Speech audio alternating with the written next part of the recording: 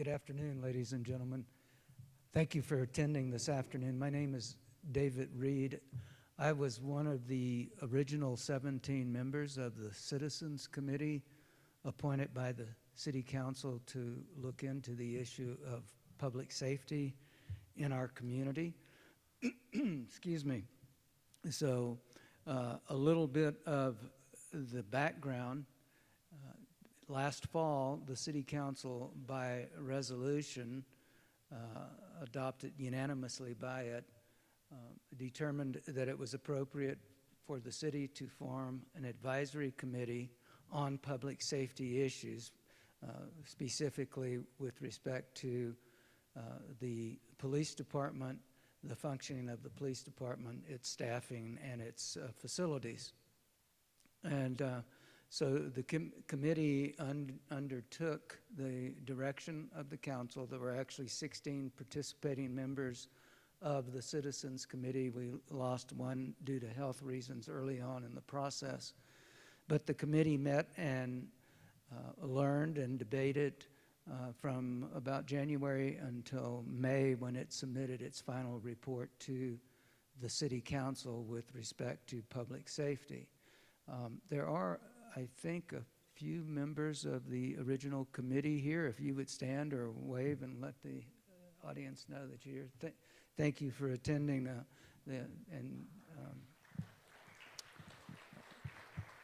And if you get a chance to individually thank the citizens, that would be great, because they spent a lot of time, a lot of effort, and a lot of thinking going through this very serious issue that faces our community.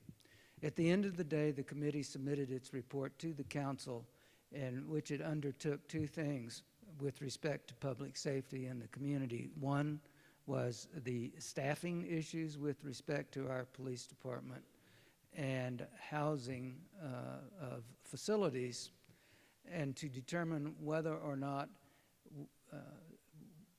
Montrose PD was adequately staffed and adequately housed for today and into the future, and taking into consideration what is going on in our community now.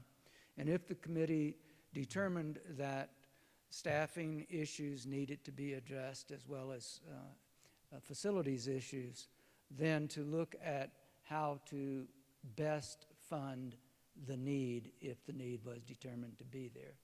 The committee did determine that there was a need, based on current conditions in our community, to increase staffing, to look to a new and different way of policing within our community, which the chief will talk about here momentarily, and also how to address the facility needs that would come about as a result of that.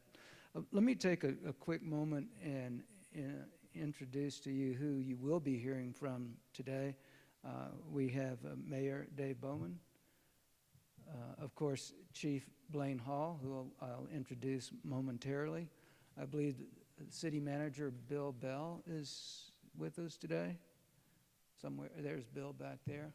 And I think we have several members of City Council also in attendance with us today. Doug Glassbell, I think I saw, there's Doug.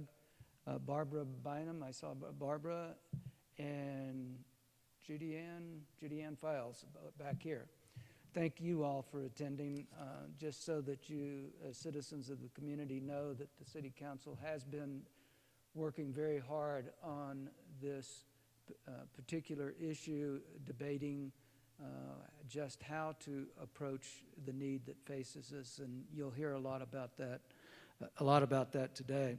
So in just a moment, we're going to see a very brief video, following which Chief Hall will give you all of the facts and all of the figures that lead up to why we are here today. Again, thank all of you for taking a weekday afternoon to come and listen to this presentation. I would encourage you, and I'll mention this again at the end of the meeting, but I would encourage you, if you know of someone who hasn't heard this presentation, there will be other opportunities, specifically this week at 8 o'clock on Wednesday morning. The forum will be presented at CASA, and that's at 8 a.m. tomorrow evening at 6 p.m. at the Cobble Creek Clubhouse, I believe upstairs in the clubhouse. And then a brief presentation in Spanish at the comp plan meeting at 7:15 Thursday evening in the Centennial Room.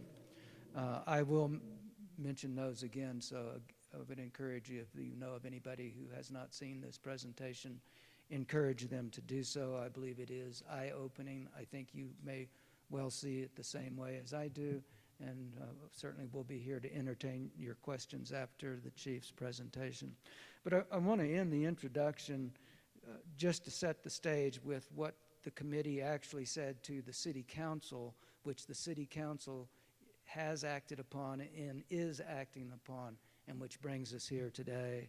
And that committee said, the committee recommends that the city council submit to the electors of the city of Montrose at the earliest time permitted by law a ballot question to increase the current city sales tax by an amount necessary to construct a new police facility and to fund the recommended additional police personnel necessary to fully implement the intelligence-led policing philosophy business model as presented to the committee by the chief of police and his commanders.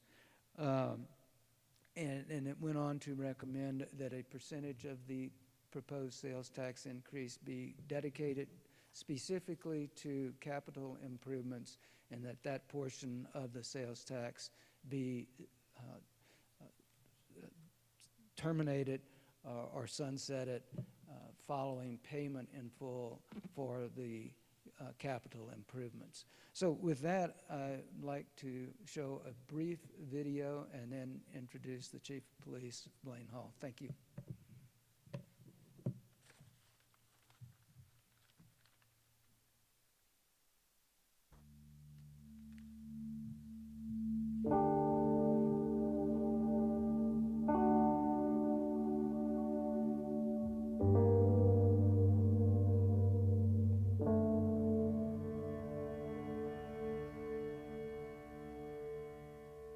In the 16 years that I've worked with the Montrose Police Department, I've never seen the drug problem the way it is now. The amounts we're getting off of people, the contact we're coming in with drugs on a daily basis, it's out of control. It's an epidemic right now. We need to stop it as soon as we can. My name's Tim Cox. I'm a commander with the Montrose Police Department. It's changed immensely. 16 years ago, we may see a little bit of cocaine or a little bit of meth. Most of the people we come in contact with have heroin, meth, or cocaine, some sort of illegal, illicit drug on them. Coming with heroin arrests, you have the drug overdoses, which is a major thing. As of recent, I think we've had, in the last 2 weeks, probably between meth arrests and heroin arrests, probably around 10 or 12 arrests on just between heroin and meth. And they're larger quantities. We're seeing we took off 28 grams of meth off of one suspect within the last week, and we've had several heroin arrests, and we're averaging between 6 and 17 grams of heroin. When it comes to the heroin, that's a lot. 17 grams of heroin, that's basically could be up to 170 doses. So since 2013, we've seen a huge increase in drugs, and that our felony crime kind of follows those same stats. So when we're having thefts from motor vehicles, first-degree criminal trespasses, burglaries, all that stuff, you can see our numbers really increase since 2013. They follow that trend line. I mean, you put the felony arrest stats right on our drug arrest stats, and they correlate. Everything revolves back around the drug problem, the mental health problems. We're seeing that in Montrose right now. Right now we're on 12-hour shifts. We would like to be on 10-hour shifts, but due to manpower, we're working 12-hour shifts, but reality that turns into 12, 14, 15-hour shifts every day. And it's the volume of calls that we're dealing with and the high priority of calls. It's not like it was 15 years ago where you may have one felony arrest a day, We're seeing multiple felony arrests in one day, which take a lot of our officers' time. We may have to initially respond with 4 or 5 officers. That's a whole shift.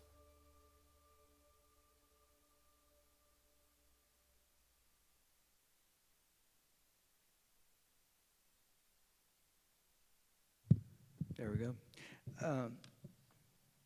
I also would like to introduce 2 people that I failed to introduce in the beginning, but they are very important to this community, very important to the operation of this police department, and that's Commander Tim Cox and Commander Matt Smith, and they're both standing in the back of the room.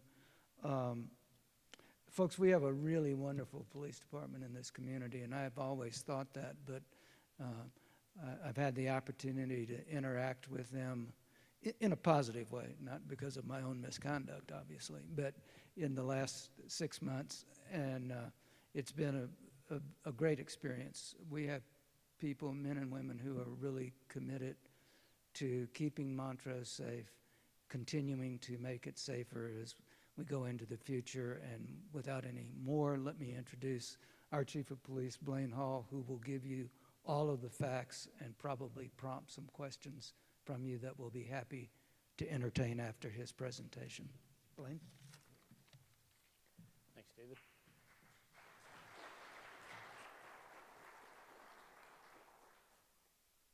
So I don't have a speech. I don't have necessarily prepared comments.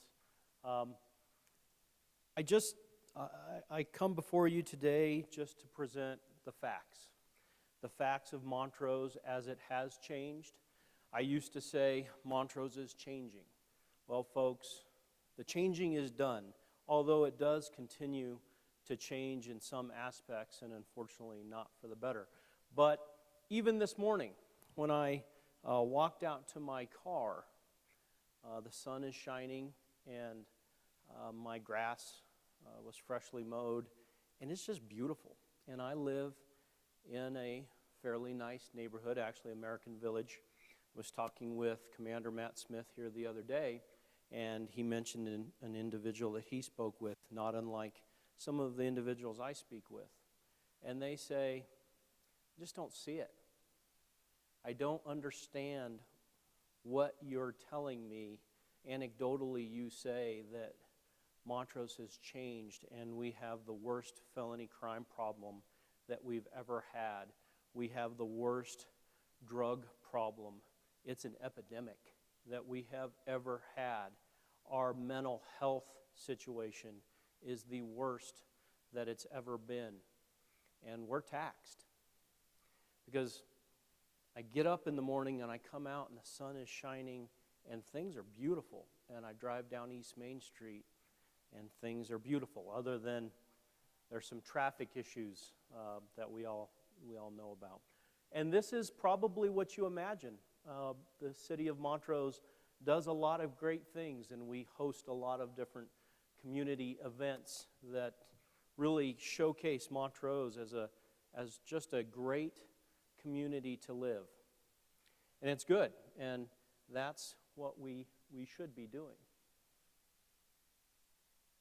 We'll get over here to this next slide. Here we go.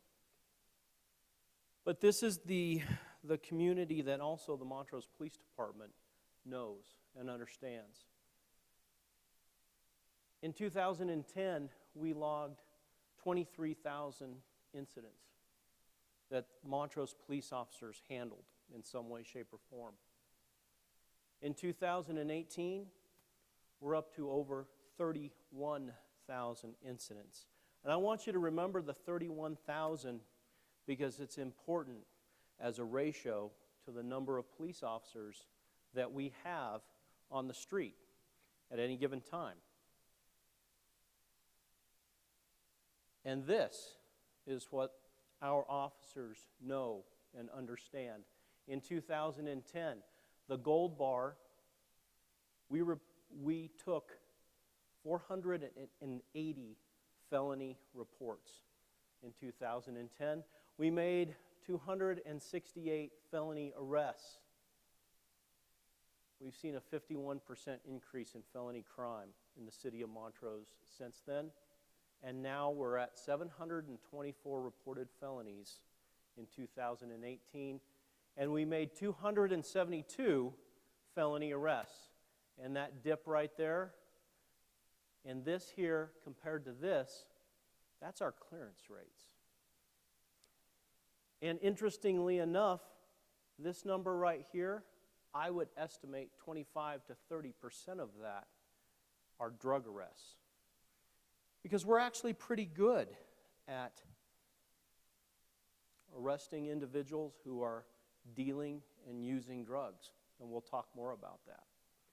But if you think about what Commander Cox said this time in our history, where we didn't see as much as we're seeing now, those felonies are sex assaults, burglaries, property crime, assaults.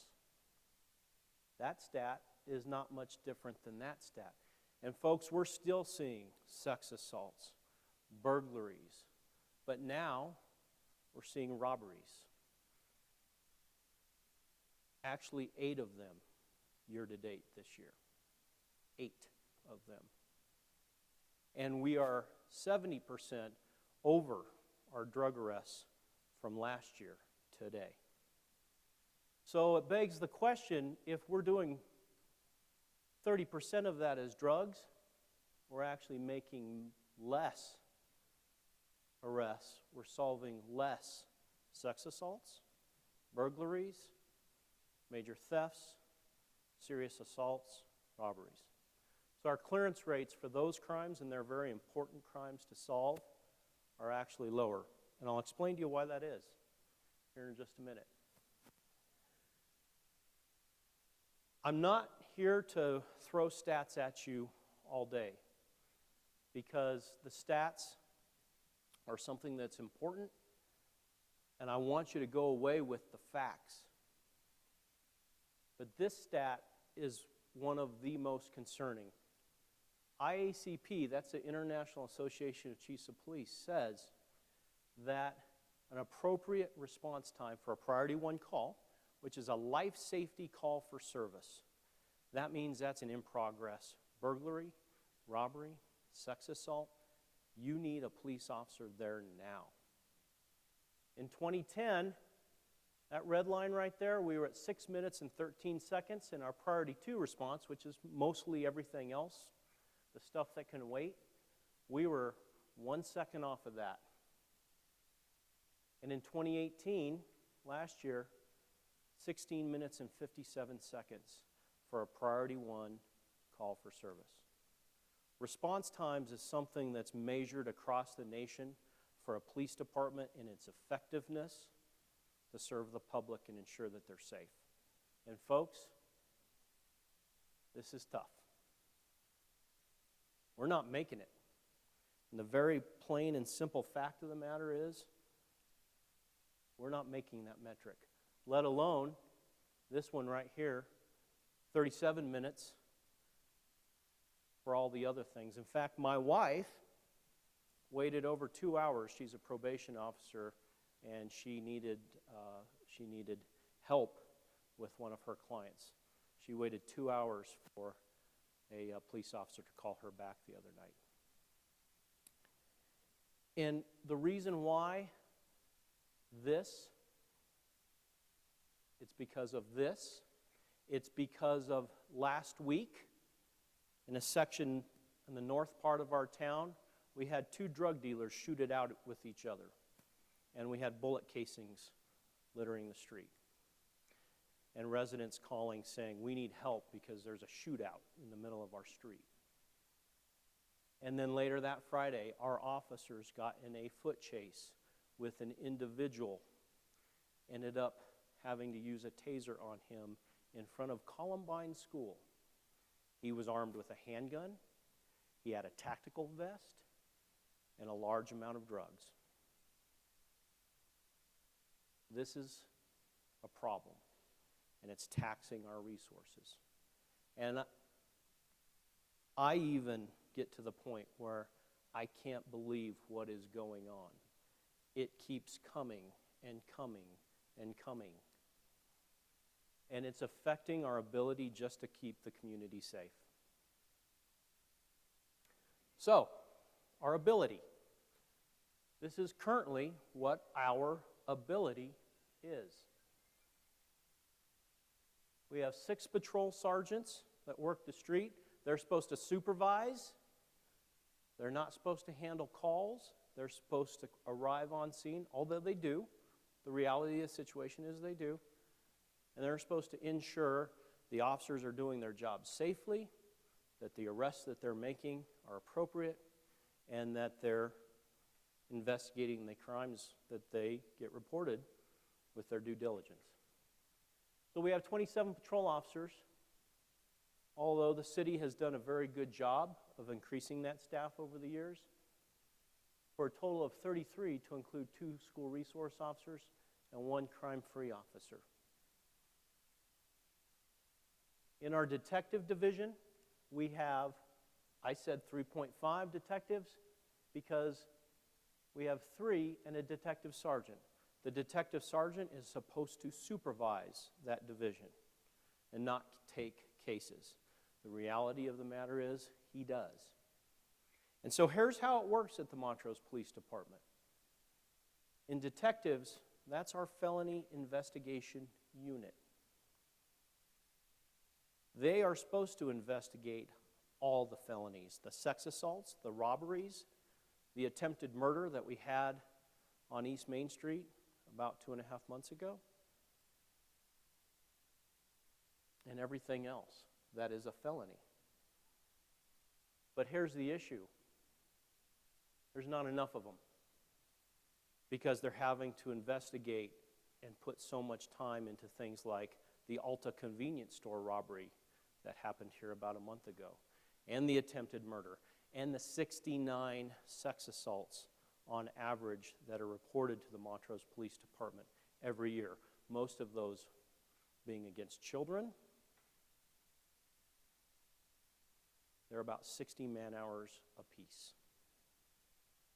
And so because they're inundated, the felonies don't stop coming in, and so they're assigned to our patrol officers to investigate. And our patrol division is investigating serious assaults, felony property crime, but they get pulled away from that when we have someone like last Friday that was waving a gun in the middle of the street, and we ended up getting in a foot chase with him.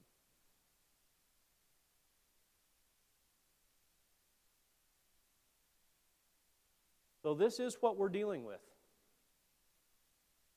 3 weeks ago, the parolee that just got released that armed himself with a short shotgun on a traffic stop. This is one of many bags of methamphetamine that we have recovered, 28 grams in this particular incident. That's heroin, folks, and I'll show you more pictures of it. And when we presented to the Citizens Committee here several months ago, I gave them stats on our current drug situation. It has changed since then. And we are sometimes criticized by our citizens. The city should have known better. You should have funded public safety. You knew things have changed. You've just ignored the Montrose Police Department and done other things with the funds. It's not true, and I'll show you stats to prove it. But things have changed even in the last month. This is the first month from July 2nd to August 2nd that we have recovered more heroin in the city of Montrose than methamphetamine. We actually recovered 69 grams of heroin and 57 grams of methamphetamine. And I believe August will show just as high numbers. And when you think of heroin and methamphetamine, heroin is sold in units. And so 1 gram of heroin is anywhere from 10 to potentially 30 units, 30 doses, depending on the user's tolerance. In fact, DEA says that 4 grams or more of heroin as distribution level quantities. 69 grams of heroin in 1 month. I can't even sometimes comprehend that. These are the 5 individuals in our community or surrounding our community. One of them was a janitor in a high school that decided to come to the city of Montrose to one of our hotel rooms to have sex with a 13-year-old girl and one 13-year-old boy. And when they came to our city, they weren't met with one of those juvenile victims. They were met by the Montrose Police Department and the FBI. And they were arrested and they were prosecuted. And let me be clear, sex trafficking is happening here in the city of Montrose.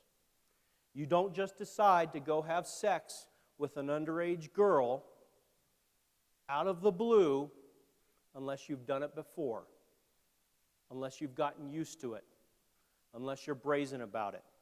And I watched the video of these guys walking down the hotel room hallway, brazen and confident, because they've done it before. In fact, I don't know if you've read our Montrose Daily Press lately. There was a front page article, I think, on Sunday. Phil Rosti is our computer crimes detective. He's one of the 3, so he doesn't do computer stuff full time.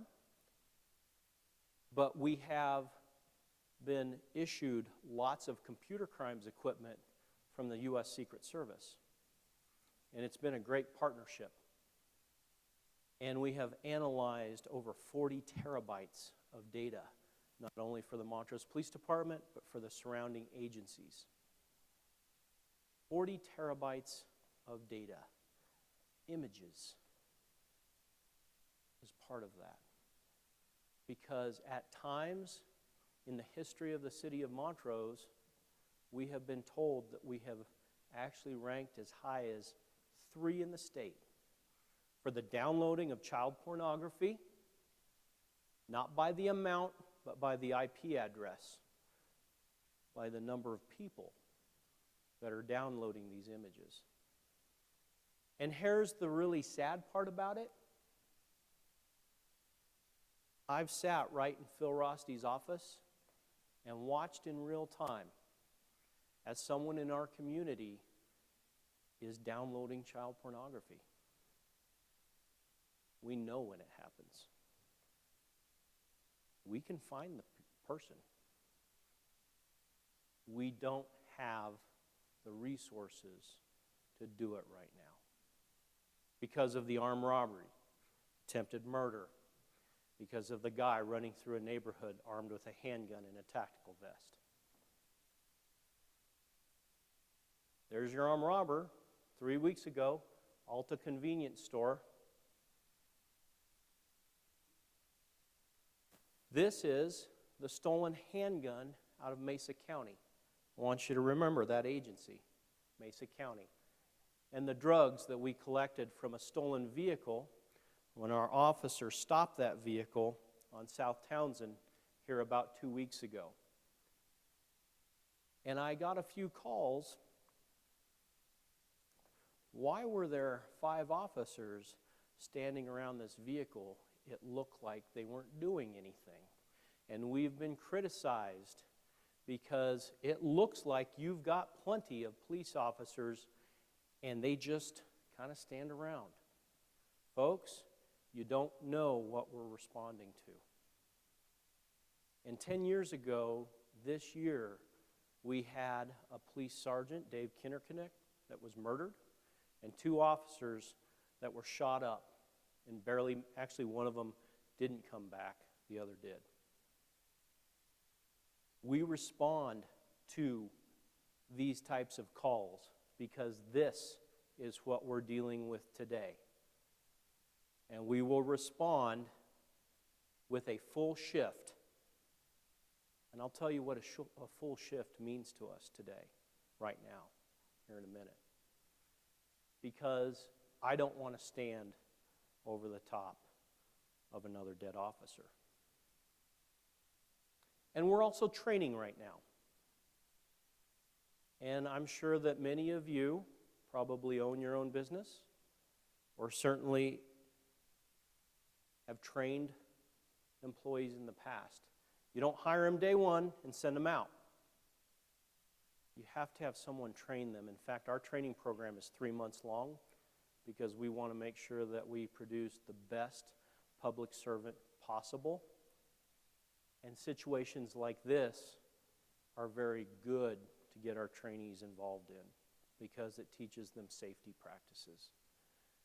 And so when you see those many officers on the side of the street, it's because we're training and we have vehicles that have 2 officers in it, but you can't count them as 2 officers.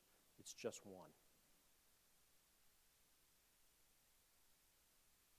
And of course, we all know about the traffic. Yeah. But here is what the Montrose Police Department knows about this. That we have investigated 2 fatal traffic accidents, one of them being a juvenile, since I was appointed chief. And it's funny because I can drive in Denver, in LA, and as soon as I get about south of the Delta County line, the road rage, I must just be the only one to attract it. Or maybe not, I don't know. We have people on their cell phones, we have people running red lights, we have people tailgating each other, and it's ridiculous. And we have to get a handle on this. So I talked to you about a full shift. That's what you have on the street on a 10-hour shift at any given time. Or 24/7 to handle the 31,000 incidents, the 724 felonies. I didn't mention anything about the misdemeanor crime. I didn't mention anything about trying to be proactive with traffic enforcement. I didn't mention any of that. I didn't mention how frustrating it is for me to talk to an individual who's complaining about semi-trucks using Hillcrest, and we do the best we can to get someone out there to work traffic because studies have shown that when you have the time to conduct traffic enforcement, you make a dent.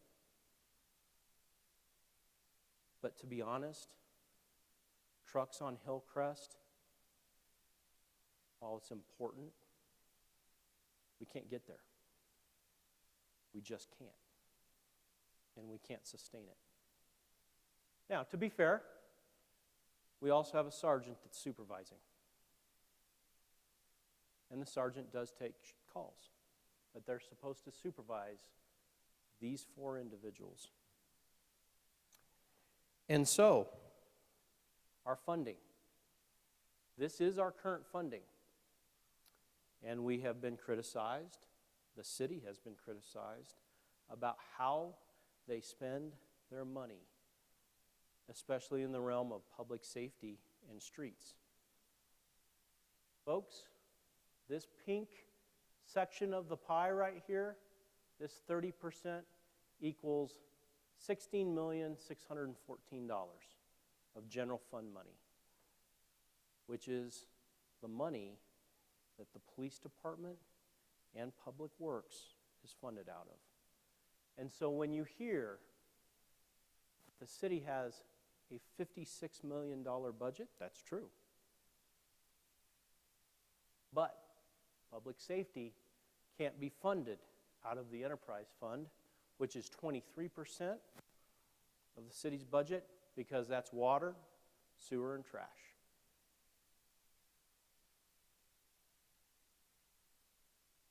Capital improvement, very similar.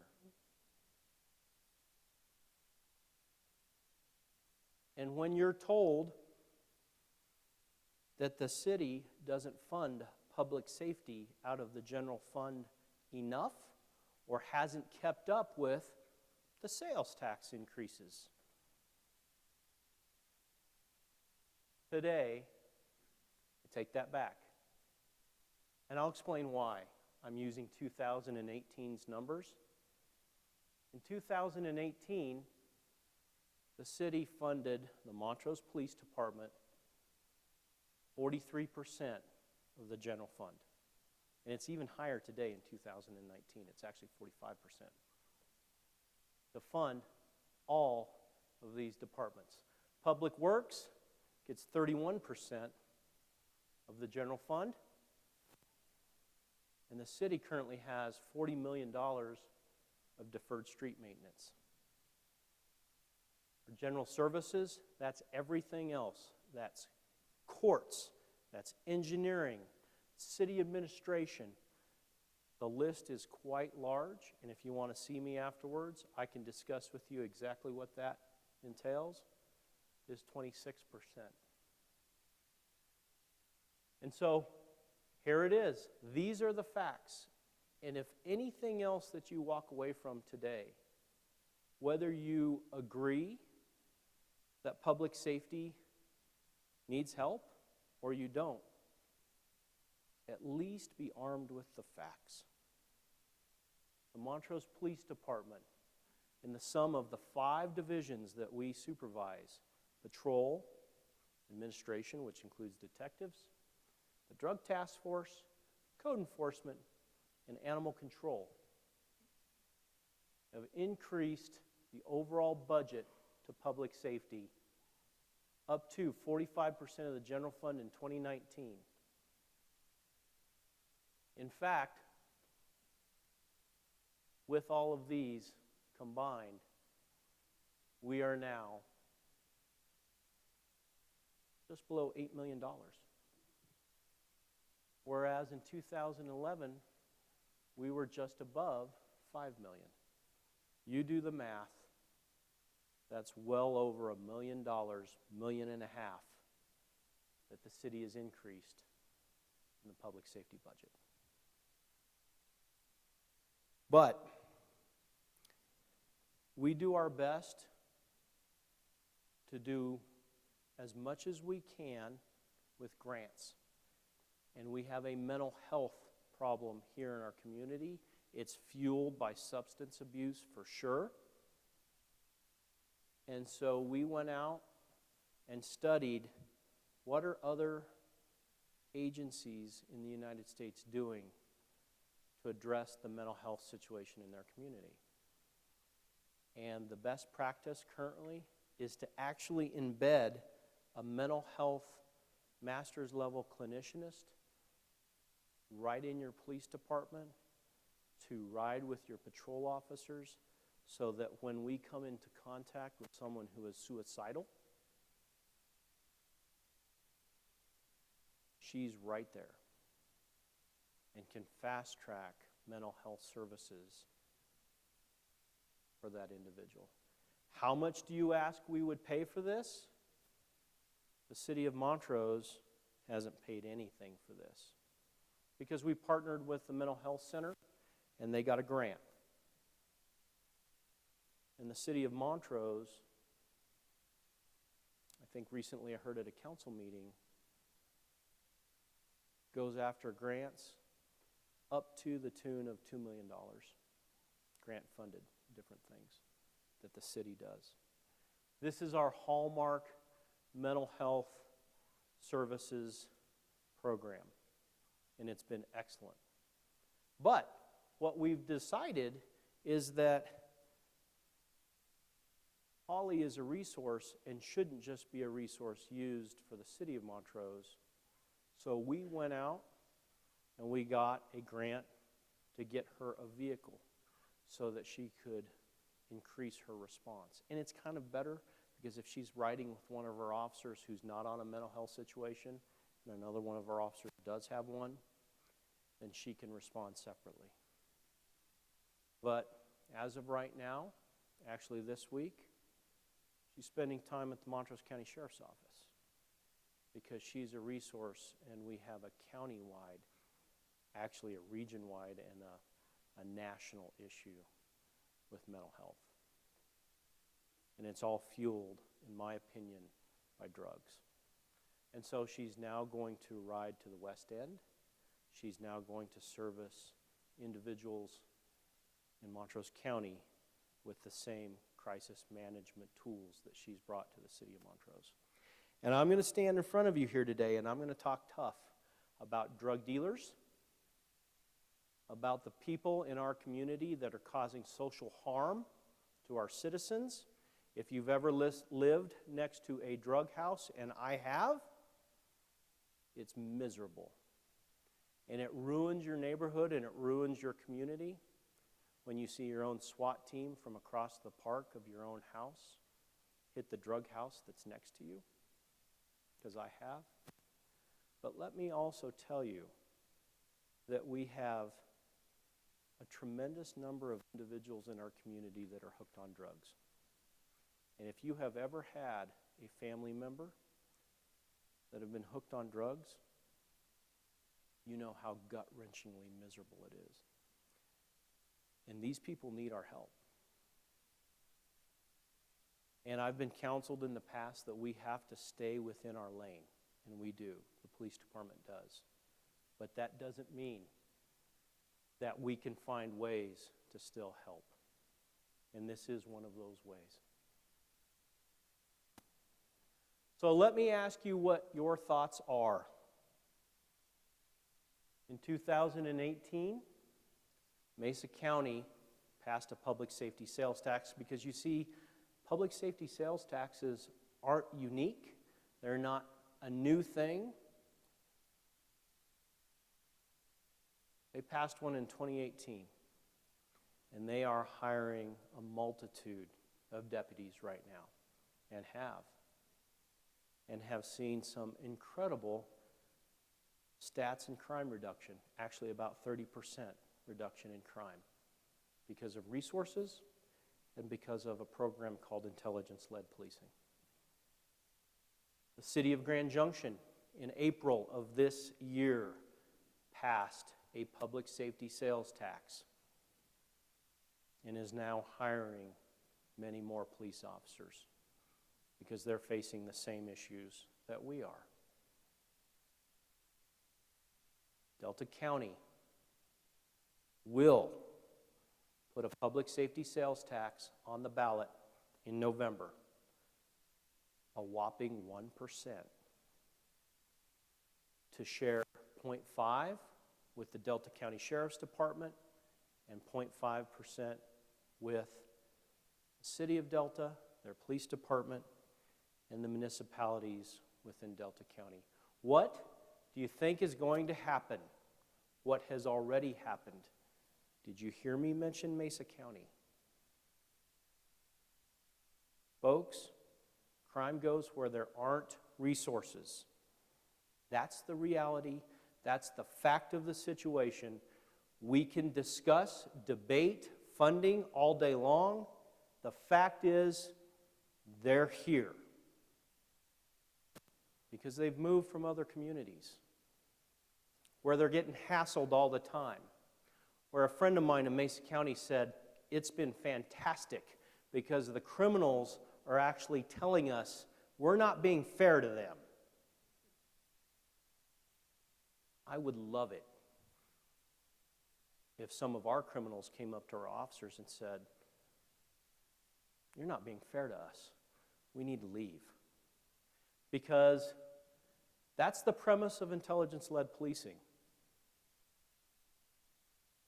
Mesa County is focusing on the top 6% of their offenders. It's a matrix. It's a business model. It's science. And what they say is if you focus on the top 6%, you'll see a 30% reduction in crime right off the bat. That means that for these individuals, every time they look in their mirror, they see a black and white. Till they get so sick and tired of it, they leave. Or we incarcerate them. Now, you all know that the justice system has some major issues, and I am not here today to be critical of the justice system. But many times, we see individuals that we arrest back on the street very frequently and with a limited amount of time. That doesn't mean that we just throw up our hands and give up and let these individuals deal drugs, commit sex assaults, burglaries, and robberies in our community. Because we know, at least today, that our drug dealers living in these drug houses are actually committing thefts, assaults, burglaries, robberies, sex assaults because they're hopped up on meth. So if we focus on those individuals, pretty simple, right? We take out a bunch of crimes. And so that's the plan. To turn this, the youth sports complex burglar that burglarized a church and a residence, into an arrest. Because when we have the resources between detectives and patrol, we do a pretty good job. And my hope is here in the next 2 weeks that you'll read the paper if they print it. We did a great job on something. But I just can't talk about it yet. But it's cool. But we got to have the resources, folks. That's the reality of it.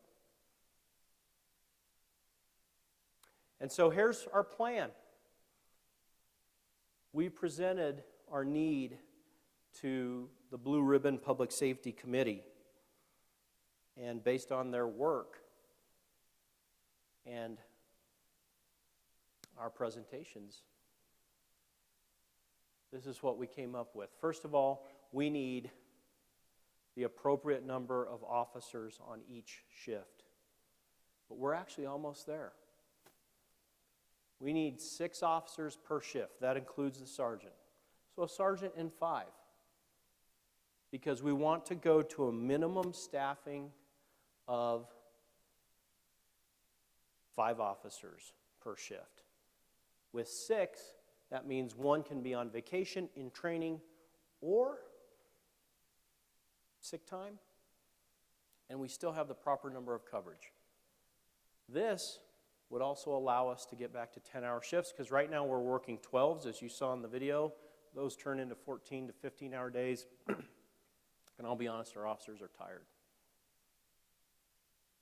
But there's something else with 10-hour shifts that just by scheduling, you may not know.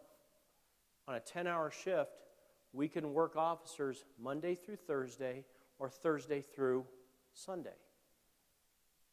And 1 day a week, everybody in the department works on that Thursday. And 1 day a week, we take a whole half of the department and we put them in training.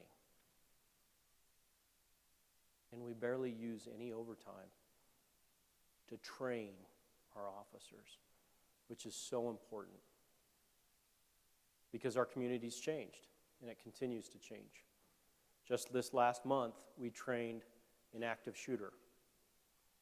And we refreshed it because we had 4 active shooter incidents in the United States in just a week and a half. One of them was wearing body armor. Did you hear me talk about the tactical vest? Montrose is not immune to what's happening in the United States. We're not immune to having officer-involved shootings, like the one that we had just last year at the Holiday Inn Express. So we need 3 officers to get there. This is a big one. They're all big. We have to double our detective division resources. We have to get to 6 detectives and a sergeant.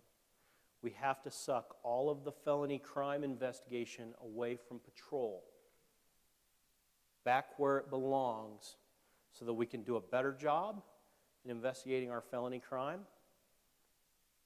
And then these individuals have more time to be more proactive, or if anything, devote to the misdemeanor investigations that we hardly have time to clear because we're working the felonies.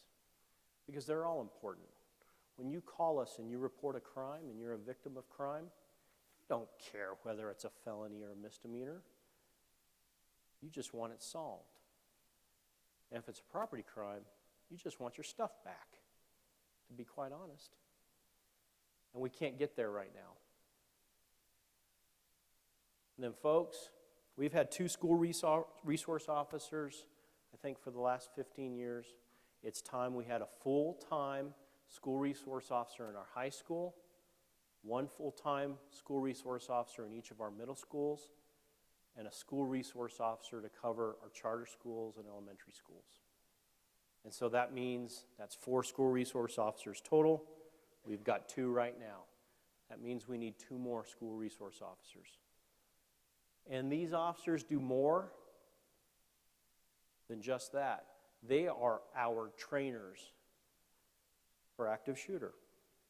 And so when an organization, a business, it doesn't matter, calls us and says, I need active shooter training for my employees, these are the individuals that do it. But if it's during the school year, I have to pull 1 for that training. Crime intel and analysis. It's part of intelligence-led policing. It's the reason why Mesa County has had so much success. We need someone that can sit at a computer or respond to scenes to do interviews to find out who our top 6%ers are. To pull the information out of Officer Taylor Dynas's head, because that kid knows more about what's going on in this community than any other officer I know, and he's excellent. But it's information sharing. And so it's not just Officer Dynas that needs to know that information, it's all of our officers. Because we have to focus on that 6%. And then the point of the spear. The Montrose County Sheriff's Office has had excellent success with the street crimes unit. We have to have a proactive unit that can start focusing on our drug houses, our drug dealers, and all the felony crime that they commit. Because you see, in the infinite wisdom of our Colorado legislatures, March 20th of next year, it's already a law. There's no use in arguing about it. They decided that possession of 4 grams or less of methamphetamine or heroin is now a petty offense. I will not be able to make an arrest on that. 4 grams of heroin,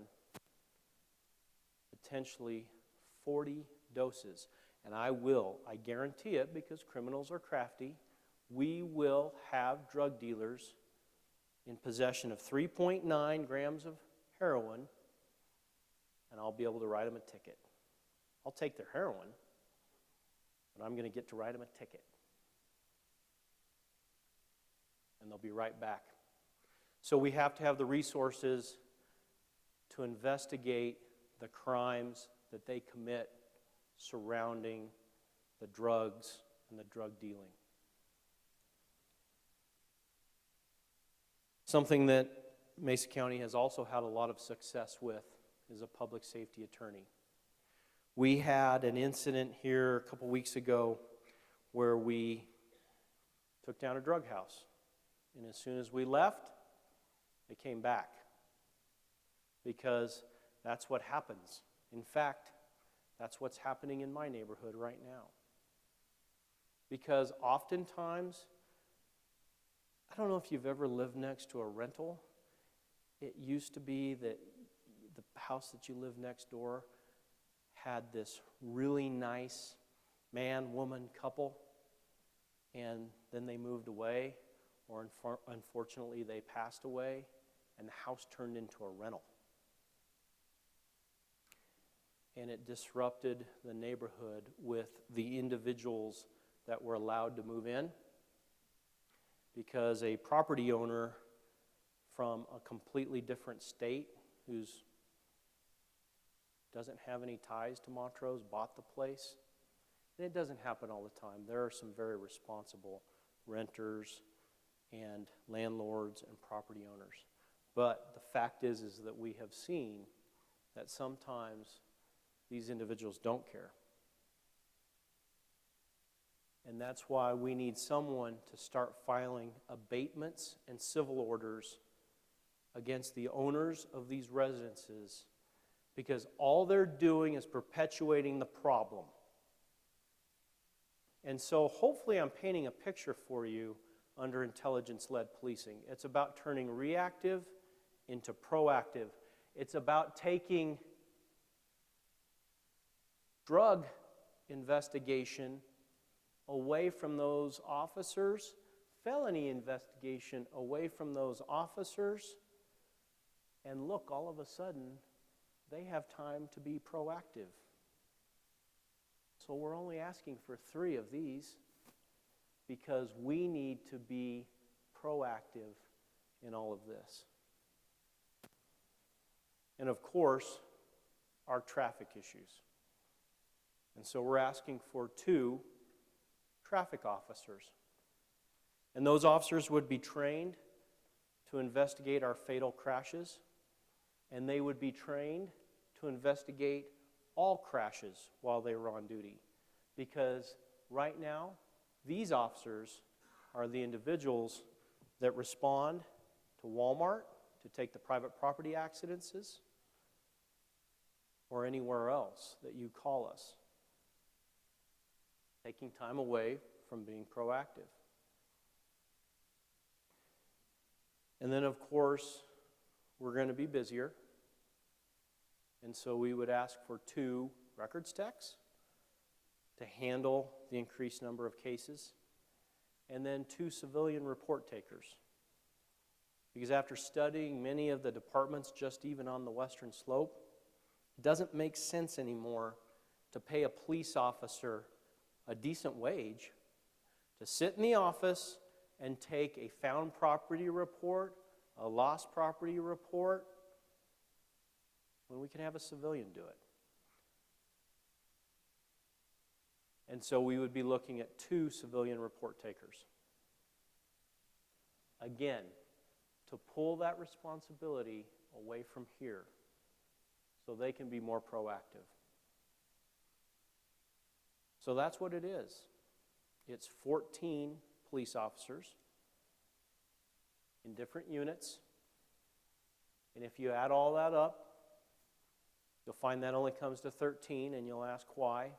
Because we need to hire a sergeant to supervise these different teams.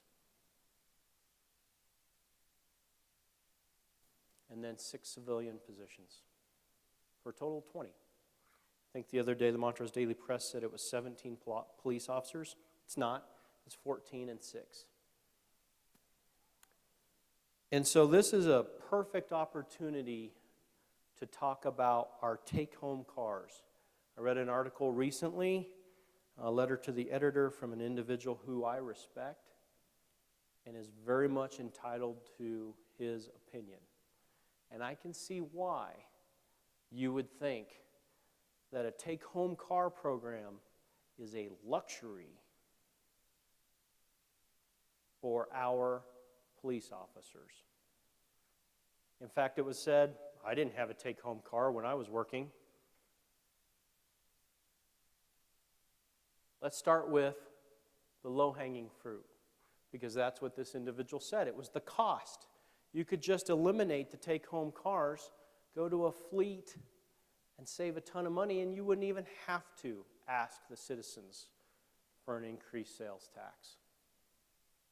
So I can tell you that the city of Montrose, on average, replaces 1 police car about every 8 to 9 years. 8 to 9 years, because it's not driven 24/7. So let's say that we even get to 6 officers per shift. And we go to 10-hour shifts. You're going to have an overlap. So we need at least 6 cars, but we have an overlap, so we need at least 12. Some of them are going to break down because they're driven 24/7. Let's just add another 3. That's a fleet of 15. And when I have a SWAT call out, because there's a shootout at one of the local hotels and people's lives are in danger, I'm going to have a SWAT officer that's going to be arguing with his wife, saying, "Get the car seat out of the car, honey, so I get my SWAT equipment in it, so I can respond." You think he's going to drive the speed limit in his private vehicle? No. He's going to break the law. And he's going to speed to the incident. But he doesn't have red lights and sirens. And then he's going to get there, and he's going to find out, because he was arguing with his wife, that he forgot a piece of his equipment. Because we are not like everyone else. And it's not because I'm trying to say that we're better. We are emergency responders. And we are not Denver, Salt Lake, Chicago, where if something like that happens, I can just call up a whole nother platoon shift and move them in to another part of the city to take care of the problem. And if you drive these cars 24/7, you will replace them every 2 to 3 years. And there goes your cost savings. Our officers have take-home cars because they have all of their equipment in their take-home cars, because they know where their equipment is, and that enhances their ability to respond quickly. And whatever you want to discuss with funding, if the city decides that this is something they will no longer do, it will affect our 16-minute response time, even greater. That's the facts, plain and simple, of a take-home car program. So, you've probably heard about it already. If we hire more people, we're out of room. This is where our officers write their reports. There's 6 workstations. This is Holly Fox, our clinicianist's desk. We pushed it up against the back of records so that she has a place to work. I'm a little fearful now because I think the sheriff's office has a better place for her to work, and she might land there. This is where we store radios, tasers, and some equipment. We've pushed those lockers up against the back of records. Right here, you can't see it. This is the front desk with the plexiglass windows, so all of our public gets to look right back in here and see all of it. Because there is something to be said about being proud about where you work and making sure that it looks like a professional environment. This is our detective division right here. That's Phil Rosty's office. There's all his computer crime stuff. He just came back from, I think it was Atlanta, and got a bunch more computer crime stuff that the Secret Service gave him. So now we are considering building shelves here so he can start moving up in his office. 1, 2, 3 detectives, and the sergeant sits in an office right off of here. That is storage. Because detectives have been so inundated, I talked to you about the robberies, the sex assaults, the attempted murder. What I didn't say is they're all also investigating 4 death investigations, unfortunately, that have all occurred within the last month and a half. And so we had to pull one off of patrol to put back in detectives because we have to get those cases done. And we can't let a sex assault sit. And many of them right now are. That's the reality of it. And this is our sergeant's office. This is where, at maximum capacity, 6 sergeants sit. To be clear, if we were to build a new building, we will not give each patrol sergeant their own office. Because our patrol sergeants, where do they need to be? They need to be on the street with their people. So this, it's not bad. Except it's just a little cramped. So costs. Here it is. $2.1 million for 20 individuals in perpetuity, forever. That's how much it costs. It costs us $189,000 per police officer to hire them, to send them to the police academy, to equip them, and ensure they have everything they need to do their job safely. A new police facility. We had an estimate that was given to us 2 years ago. However, that has changed because the best time to build a facility was yesterday. And we'll talk more about that $16 million figure. But I want to let you all know we are not building a Taj Mahal. Everything that is in that building is to enhance our ability to respond quickly to the incidents that we need to be there for. And then we have support costs. The city manager in a work session yesterday said that I woke up because I told him. I woke up in the middle of the night because the mayor said, we need these final costs because we have to make a decision. And I woke up in the middle of the night, as I've been doing a lot lately, and realized that we didn't factor in our dispatch fees because we pay the Wesco Dispatch Center a fee every year, and it's based on a 3-year average. And if we add 14 more proactive units, our dispatch costs are going to go up. That's the reality. This includes things like facilities maintenance, because if we have a new facility, it's got to be cleaned. The good news is the city already owns the land. So right there at the Wells Fargo drive-up.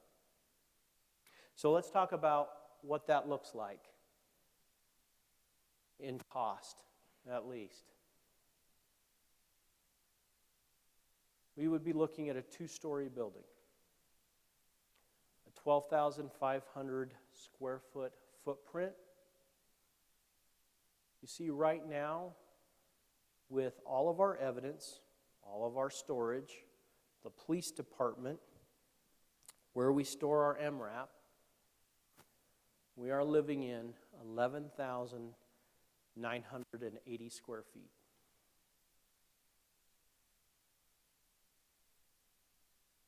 And we want to build for the future because the reality is we're not going to get it. Well, I'll probably be, in fact, I know I'll be deceased because today with the technology, police departments are lasting up to 50 years, being used 24 hours a day, 7 days a week. So why isn't your current police department just fine for you? Well, we've run out of room. It's also, as I'm sure probably most of you know, it used to be the Montrose Library. So, we're looking at a 2-story building, but we're trying to be responsible. We would also build an adjacent first floor building with a 12,500 square foot footprint to store our evidence, to have secure evidence vehicle processing, and have a training room. Because you see, out of that current 11,980 square foot that we currently have, we have no classroom for training. We have no room where we can practice our defensive tactics. Right off of records, you didn't see it, but we have a circular table. We're using that as our conference room right now. And so we have meetings while our officers 5 feet away are investigating their cases, and records is trying to do their work, responding to customers. We don't have a conference room right now. And so, it goes without saying that the police department, a type 4 federal building, has to be built a certain way. It has to be robust enough to withstand the things that federal authorities say it needs to withstand, because if you have a natural disaster in your community, the police department better still be functioning. But that means that at today's construction prices, that's $435 a square foot, and that is not a Taj Mahal, because right now we're dealing with things like steel tariffs. 30% increase in the price of steel. So, there's no reason to store evidence in a building at a premium of 435 square foot when you can build an adjacent building and spend less. So we're trying to be responsible. But we also have to have room to grow. Hence a second story that we can also use for training and eventually move into as we grow, because this community will grow. And we don't want to be in the position where an agency north of us built a new building here 7 or 8 years ago, had a public safety sales tax pass, and are now trying to figure out where to put all the extra staff. So that's it. That's where we got that number. And to assure you, this will not be designed poorly.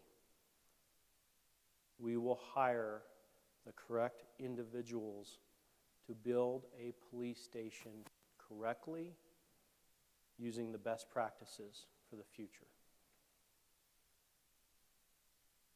I'm going to turn it over to the mayor and give him the opportunity to talk about some of our current tax rates. So, you've heard what the problem is. It's also been presented to council, and for the last 3 months, council has discussed, debated, and finally developed a plan. And we want you to listen to our plan and hopefully agree with our plan. And it was recommended to us that we start with a sales tax. And we end with a sales tax. No property tax. You can look up here and see most of our neighboring communities have a sales tax and a property tax. We don't have a property tax. And the safety committee said, do a sales tax, don't do a property tax, and we agreed. And the reason that we agreed with that is, number one, if we had a property tax, the citizens of the city of Montrose would pay 100% of that cost. By going to a sales tax, city residents will pay about 1/3 of it. County residents will pay about 1/3 of it. And tourists, which is a booming industry in Montrose, and you know it, will pay 1/3 of it. So this gives us the opportunity to solve our problem and have others help contribute to that solution. We also want to remind you that if we did a property tax and you're a business owner, you know how onerous it is, the difference between business property tax and residential. We didn't want to strap our business owners any more than they already are. So we settled upon a sales tax. At that point, some people said, well, how about a lodging tax? Well, we have a lodging tax in Montrose, and last year it raised $41,922. Not enough there to even worry about. So we will not have a property tax. We will not have a lodging tax. We'll have a sales tax. And if we can go back to the sales tax chart, we were very aware that right now you can see we're the second lowest. And we also know that Delta County, if they pass their sales tax, a 0.5 for the city, a 0.5 for the county, then they're going to be way towards the bottom of this list. And we have very much said we need to accomplish two things. We need to raise enough money to fund the necessary expenses, but we need to keep our sales tax competitive to our neighbors. We can't be the highest. We don't want people going to Grand Junction to shop. We don't want them to go to Delta to shop.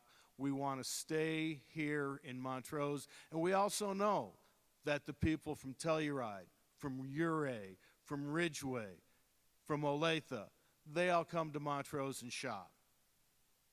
So we want to make sure that we capture those dollars so that you, as citizens of the city of Montrose, don't have to pay a penny more than you need to. So we have discussed, we've debated, and I know if you've seen the meetings we've run the last two meetings, or the last 2 weeks, we were hoping to keep it between a 0.5 and a 0.55. Well, that's not enough money. So we settled yesterday at a 0.58% increase in sales tax, taking us to a total of 8.53. And you can look and see that in the list, it puts us about the middle of the list. We'll be between Grand Junction and Glenwood Springs. And we feel that that is adequate to fund what we need, and it's a good place to be on that list. Yeah, we'd like to be the least expensive, but right now we have a problem that we need to solve. After 30 years, part of that will sunset, and it will drop to a smaller amount. In order to build a building, we're going to go out and borrow $16 million from the United States Department of Agriculture.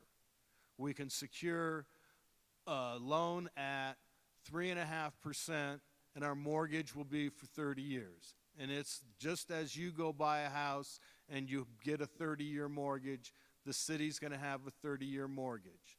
We're going to pay about $900,000 a year to pay that mortgage off in 30 years. Now, the way our economy is booming, the way tourism is booming and will continue to boom in this area, we have the option of paying it off early, and we're hoping that we can achieve that. And again, we will keep it as low as possible, no property tax, and that's, even though that we'll come in between Grand Junction and Glenwood Springs, both of those communities have a property tax. So we are still, as a total amount dollars, much less than what you're seeing there. And we are committed, and it will be in our ballot language, that 43% of the budget that this public safety received in 2018, we will stay at that amount or possibly more, but it will not be less. This is not bait and switch. We're not going to say, gee, we have all this sales tax money coming in, let's actually pay the police less than they used to get. Their percentage that they paid in 2018, and we're using 2018 because that's the last audited number we have, it will not be any less than that. We promise that, and it will be in the ballot language. So you have an absolute guarantee that we're not going to decrease funding from where it is now, but it'll be on a percentage basis. And part of that is recessions are cyclical. They come and they go, and we need to make sure that we don't get hammered in a recession and actually have to reduce the amount of money that is going to roads, which is also a problem in this community, and everything stays basically the same. And that, in a nutshell, is how we're going to fund this problem. There's a problem. City Council has developed a solution, and it took hours. It isn't like we just sat down for 2 hours yesterday, which we did, and discuss this. This has been going on for 3 months, and the 5 counselors absolutely believe that we are presenting to you, absolutely the best solution. And at the end of the presentation, we'll be happy to take questions, discuss it with you, but this is where we are right now. Thank you, Mayor. So this is what we're dealing with. In conclusion, the methamphetamine, the 2 golf ball bag sizes of heroin on one incident. I've been asked if fentanyl is something that we've seen in our community. And up until just a few weeks ago, I would say I hadn't. There it is. And of course, all the things that come along with it. This is what we want to protect. You see, our officers could go somewhere else. They could go to Denver, Colorado Springs, Mesa County, Grand Junction. But they don't. They don't because they do love this community and they want to protect it. And they are watching. They are listening. And so you're going to have an opportunity to help us get back to this, which is what we signed up for. We signed up also to arrest the bad guys. That's fun, and that's part of our job. But being a police officer is a calling. And our officers love this community and want to protect it. And coming up here, you're going to have an opportunity to choose this as well. That's what I have for you today, and I appreciate your time. Thank you.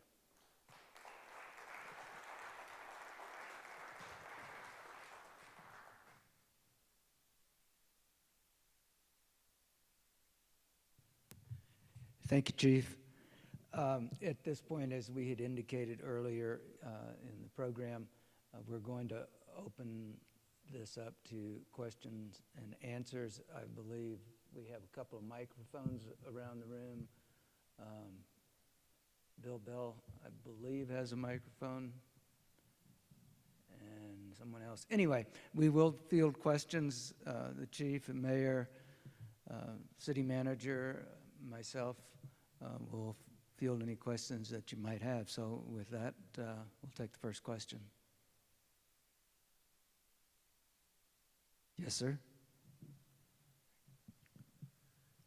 Thanks. My name is Jeff Downs. I live in the county and not in the city. We do own property here in the city. And, you know, I'm not particularly averse to an increase in property tax to cover this. I just see a sales tax as being kind of hitting the hardest in our communities as they're trying, you know, having trouble putting food on the table as it is.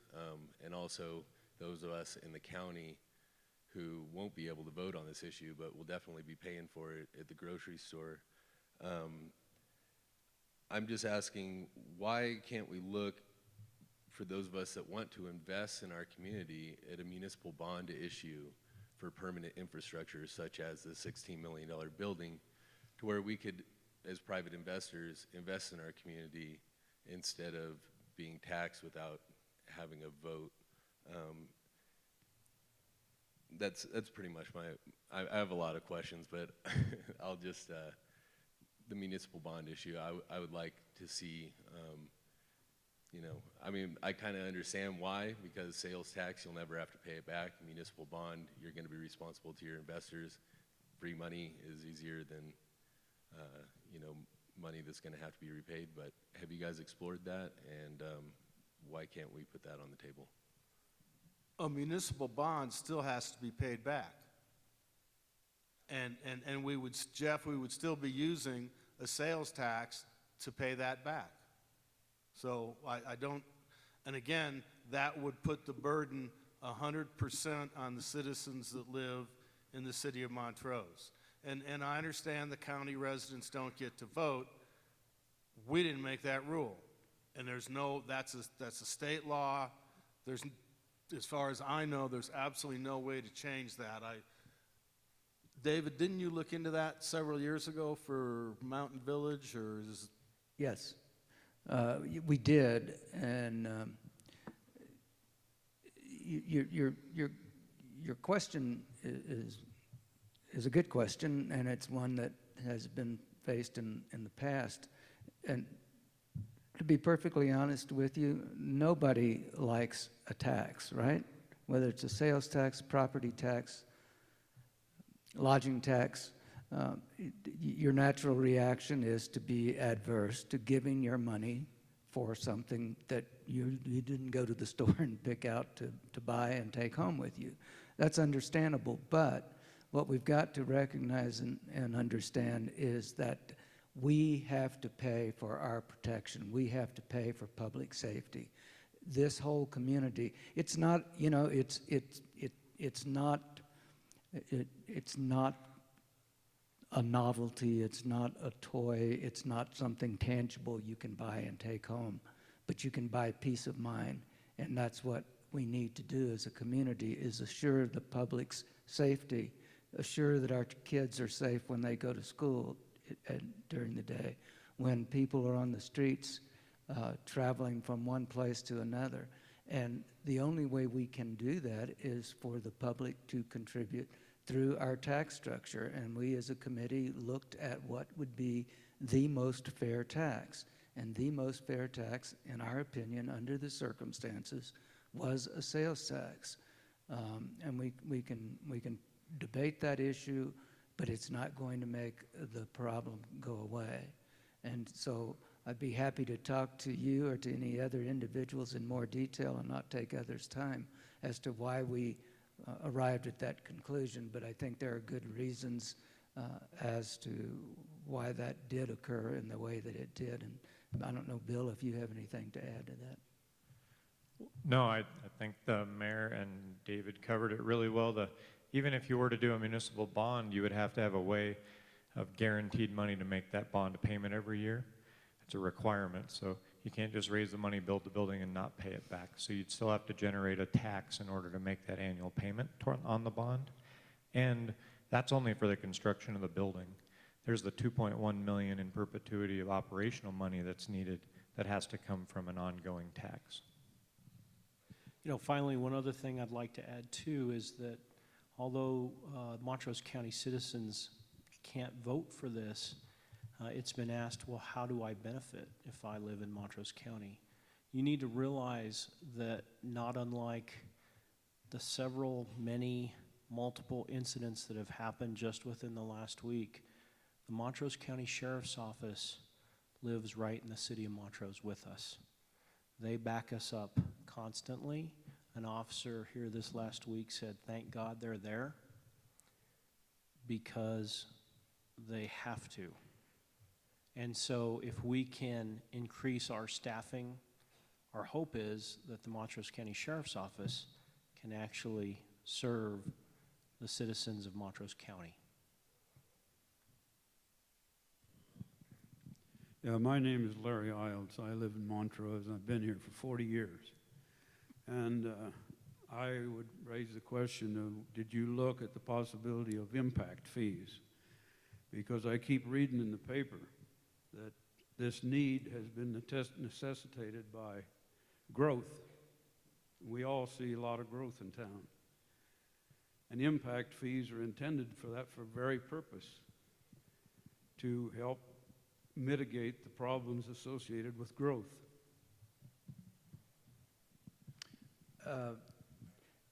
Bill, you want to? Sure. So I can comment on that a little bit. Unfortunately, I think some of those statements are misrepresentation of the truth, because the growth in our community over the last 10 years, at least 8, 9 years, we've only grown about 500 people. And from the building permits that were issued last year, 90% of the 140 building permits were retirees moving into our community. They're not causing the drug problem. And just to follow up on that, to have an impact fee, it has to be definitively tied to growth. And without getting into that further, again, I'd be happy to talk to you about that. The committee didn't really look at an impact fee. One of the reasons primarily being, as Mr. Bell just suggested, is because of the growth rate of Montrose when compared to the crime rate, the statistics, and the increase. We didn't feel that that was a viable alternative to entertain. I'm also not aware of any impact fees that fund personnel. And so you have to remember that those personnel costs have to be funded on a yearly basis. Next question. My name is Elizabeth Jones, and what's going to happen to the old police station? Do we own it? Does the city own it? Yes, the city does own the old police station, and there would be plans eventually to renovate that facility into the municipal court and city attorney offices. It would provide better security for municipal court and the city attorney offices. I think sometimes people think of municipal court as, it's just traffic tickets, right? But what they don't understand is that the municipal court office deals with exactly the same offenders that the state district court deal with. And they do a lot more than just traffic. And under this new model, they will be they're already busy, but they will be very busy because under this new model, everything or anything that a criminal does that is witnessed by a police officer will result in some type of action. And I do think that we have to be cognizant of the increased workload that we're putting on other agencies, like the district attorney's office. And so municipal court already is, but will become a bigger player under that ILP model. So that's what you think? Was that taken into consideration for the 16 million? No, that 16 million does not include that renovation. Okay. Yep, that would not be part of the tax. So that's separate. Oh, okay, thank you.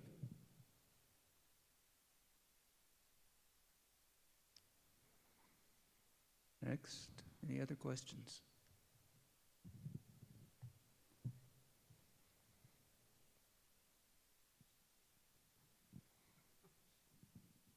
My name is Bob Norton, and my question is, what's that? Okay. My question is Bob Norton, or my name is Bob Norton, and the question revolves around we have a tremendous amount of drugs coming into the community. The issue to me is, what are we doing about the addicts? That's where, you know, there's a cause and effect here. And the opioid epidemic is obviously nationwide. You know, we got a lot of promises from the people in charge, but I haven't seen anything on it. And we can arrest all the drug dealers you want, but if the guy down the street is using heroin because he's got an opioid problem, oxy problem, he can't afford it anymore, I don't see where this is going to stop. So the community, primarily the mental health center, has done some things to try to mitigate that issue. Here, probably in the next 2 weeks, they had a soft opening, and then they ended up coming into some building issues. But there is a substance abuse walk-in treatment center that is coming online right there at North 3rd and Uncompahgre here in the next 2 weeks. And so 24 hours a day, 7 days a week, if you are a person addicted to substances, you can walk in there and get treatment. We've already actually met with the mental health center repeatedly because we think it's a great thing for the city, but to be clear, it will service the 7th Judicial District, and we will have other agencies and entities bringing individuals in crisis to that center. And so the reality is that it will increase our workload. But we've also made agreements with them that individuals can come in anonymously, because honestly, if you're someone that's addicted to substances and you're asking for help, then let's get you the help. Let's not get you an arrest. Having said that, I have letters from individuals who have clearly said that an arrest is what saved their lives, because that's what gets them into treatment. That's what gets them into drug court. Now, they have to be responsible for that themselves, but you're not going to go through life as an addict unless you have a major incident that makes you stop and holds you accountable. And so I do think some of those things are coming here. Is it a perfect situation? No. But we have to do something about it. But that's a good question. Thank you.